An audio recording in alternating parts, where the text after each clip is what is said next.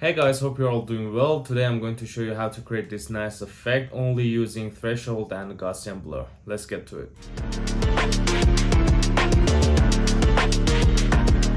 Okay, let's start. I just created the document in a size of 3200 to 4000 and I just typed in this Q, and to start the effect what we are going to need is that I will open up the Illustrator. You can also do this in your Photoshop, but I'm going to explain why we are doing it here. So I would just select a line tool and create a line here, and I would just simply hold Alt and drag it down like so.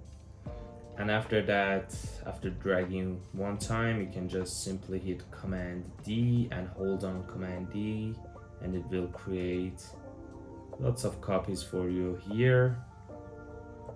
I will just select all of them, expand them a little bit, maybe a little bit more. That is nice. I would just select all and hit Command C to copy, and on my Photoshop, I would click on Command V to paste it. And here it will give you an option, and I would just paste it as a smart object here, and I will rotate it like so and make it bigger. So as you can see, this is our lines, but now I want my lines to be a little bit thicker. So what I would do is that I would just simply hit on this smart object. I will double click on the thumbnail and it will open up in my Illustrator. Then I can just select all the lines, and just from up here I would just make them thicker by 4 points. So after that I would just close the smart object file here and click on save, and when I get back to the Photoshop, as you can see, it made them a little bit thicker. I would just make them a little bit bigger also.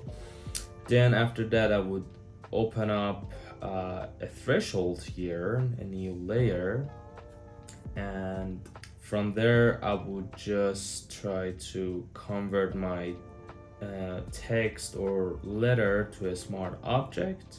Make sure that you're putting the threshold on top of all the other layers. I would just go to the typography that I have here, just the letter Q, and go to the filter, blur, and Gaussian blur.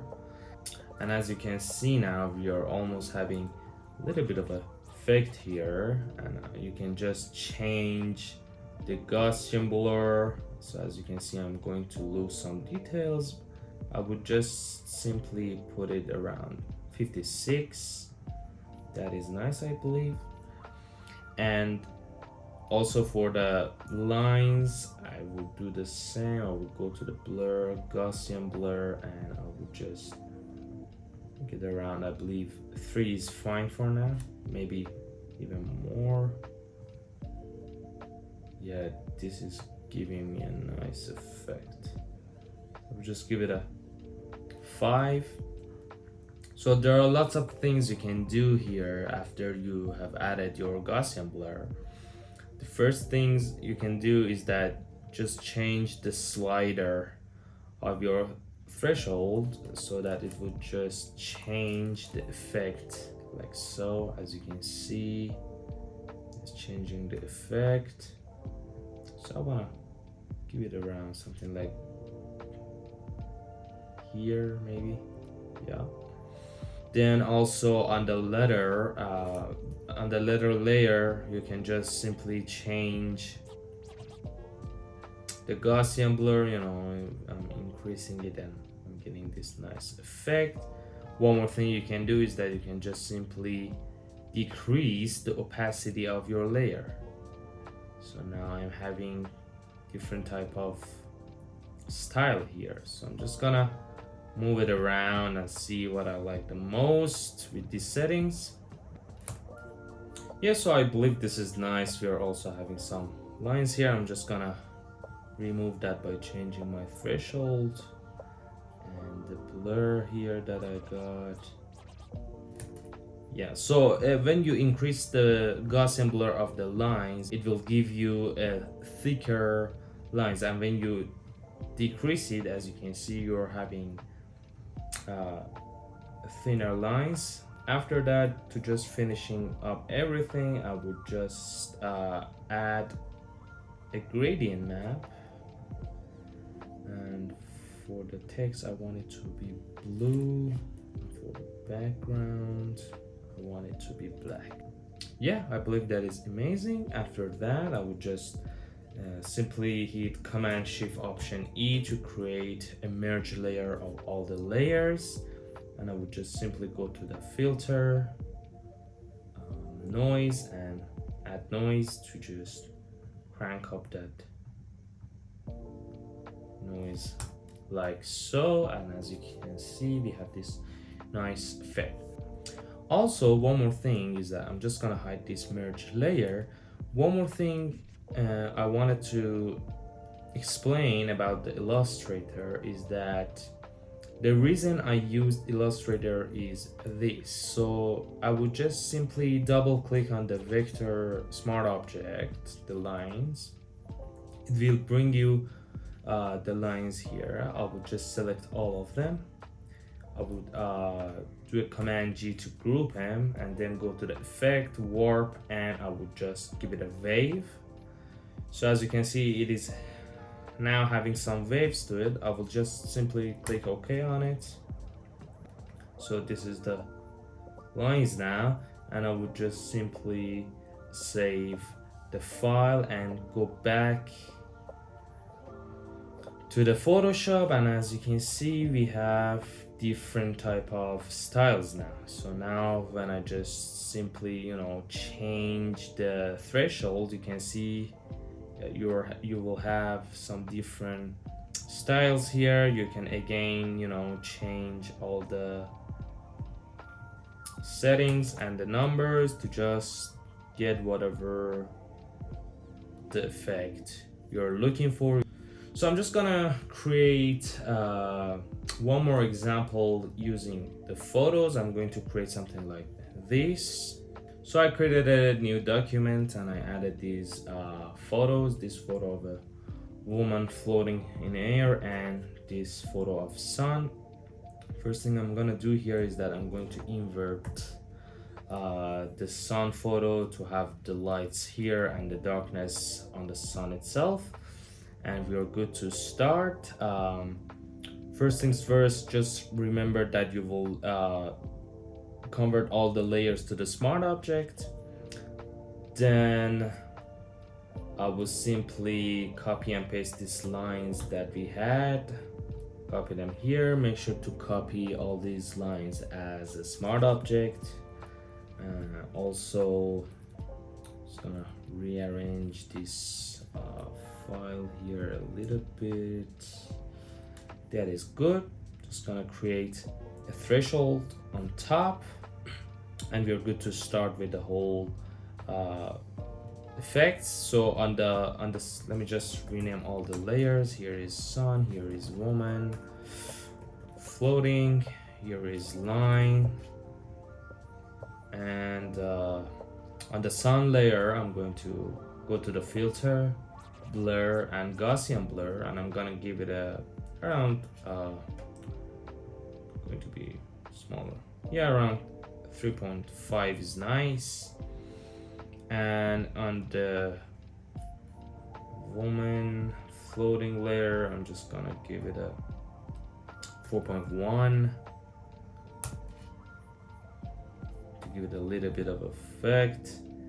And on the line layer also I would just, yeah, I would also give it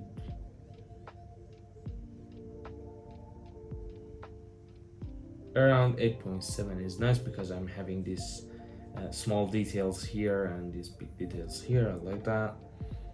And also for the threshold I'm going to put it on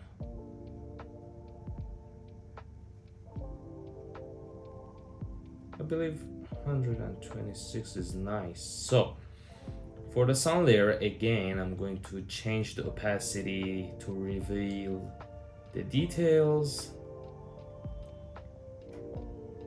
And I believe 75 is nice. For the woman, I'm just gonna do the same.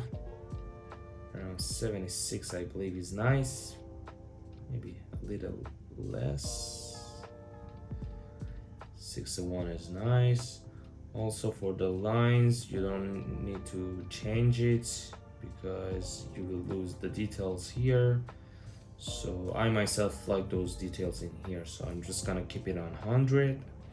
And on top of everything, I'm just going to add a threshold, a gradient map.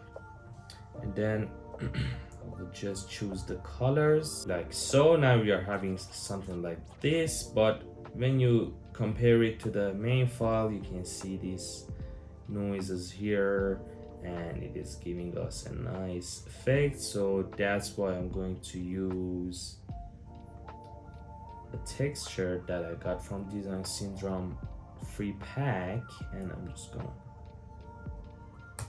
put it there and put it on screen and bring the opacity a little bit down. Also, I would just create another layer below the texture and above all the other layers. I'm gonna name it noise. I would just go to the edit, filter, 50% gray, and I would just add a noise to it.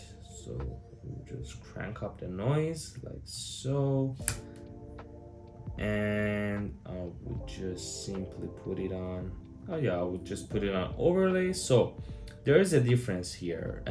If you put this noise layer on top of your threshold, it will look like this. So the noise is affecting inside the white areas and the orange areas.